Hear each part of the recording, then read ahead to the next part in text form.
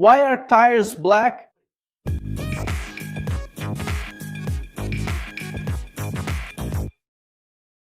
Hey engineering moms!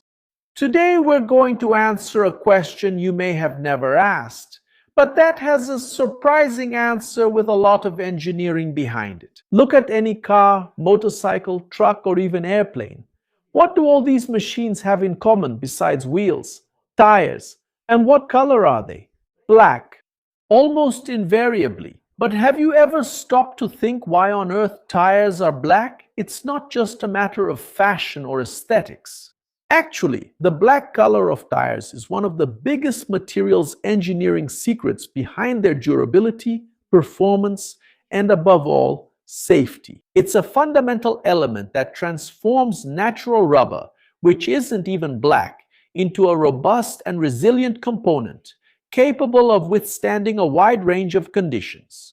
But if natural rubber isn't black, then why did tires become black over time? What is the magic ingredient that gives it this dark color and at the same time drastically improves the properties of rubber? To unravel this mystery, we need to go back in time and understand a bit of the history of tires and rubber. At the beginning of the automotive industry, when the first cars hit the road, tires were made almost exclusively of natural rubber. And natural rubber, as it comes from the rubber tree, is usually a milky color, yellowish white or light beige. Therefore, the first tires were white or a very light shade, close to the color of raw rubber. You can see pictures of old cars, and some of them really had white tires. However, this pure rubber had a serious problem. It wasn't very durable.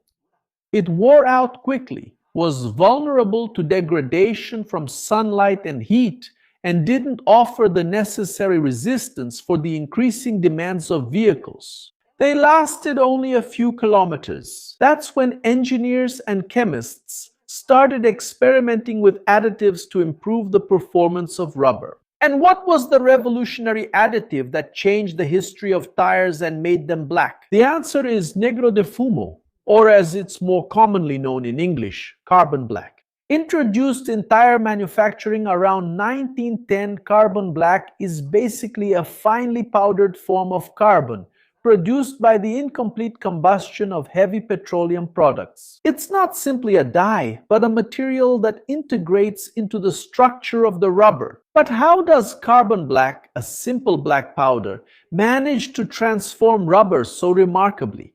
It acts on several fronts. First of all, it's a reinforcing agent. Carbon black forms chemical bonds with the polymer chains in rubber, making it much more resistant to abrasion and wear. It's as if it creates a microscopic mesh inside the rubber, increasing its tensile strength and resistance to breaking.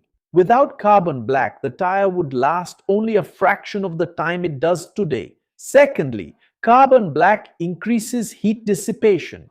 Moving tires generate a lot of heat due to constant friction with the road and the flexing of the rubber. This excessive heat can lead to weakening and degradation of the rubber. Carbon black has the property of absorbing and dissipating heat very efficiently, distributing it throughout the tire structure and preventing it from concentrating in critical areas. This extends the tire's lifespan and helps maintain its properties at high operating temperatures. In addition, carbon black provides excellent protection against the sun's ultraviolet radiation. But what is the role of the black color in protecting tires against the sun? UV light is one of the biggest enemies of rubber, as it causes molecular degradation that makes it brittle and less elastic. Carbon black acts as a super powerful sunscreen, absorbing UV radiation and protecting the rubber molecules. Without this protection,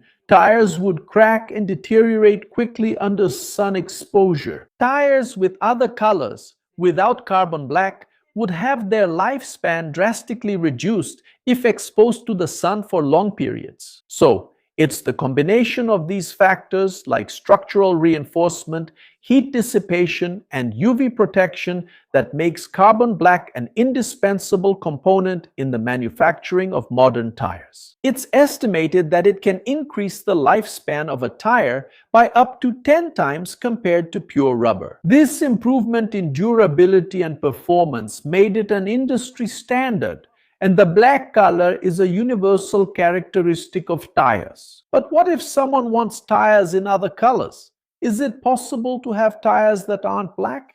Yes, technically it's possible. We've already seen, for example, white tires like the white wall tire, which were popular at certain times, where only the sides were white. And nowadays, there are colored tires, especially for bicycles or show cars. However, to achieve these colors, manufacturers need to replace carbon black with other pigments or reinforcing agents that are not black, such as silica, for example. Although silica is also a good reinforcing agent, it does not offer all the advantages of carbon black, especially in UV protection and heat dissipation, and is generally more expensive to use.